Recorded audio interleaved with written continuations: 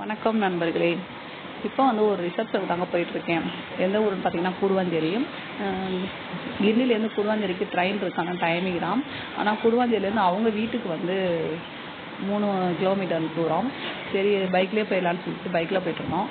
மதியானம் தான் ரிசப்ஷன் வச்சுருந்தாங்க. கல்யாணம் கோட்டையூர்லேயே முடிஞ்சிருச்சு. மண்டபத்தில் வைக்கல, அவங்க வீட்லேயே வச்சுருந்தாங்க. வீட்லேயே நல்லா டெக்கரேட் பண்ணி சூப்பராக பண்ணி வச்சுருந்தாங்க.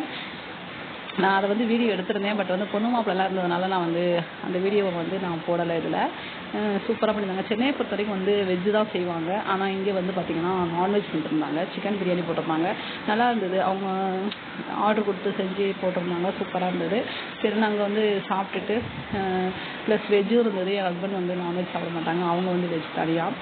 White rice plus vegetable biryani சாப்பிட்டுட்டு நாங்கள் அங்கேருந்து திருவான்மியூர் கிளம்பிட்டோம். திருவான்மியூரில் பார்த்தீங்கன்னா எங்கள் நாத்தனார் வீடு இருக்குது, அங்கே கிளம்பிட்டோம். Okay, bye, thank.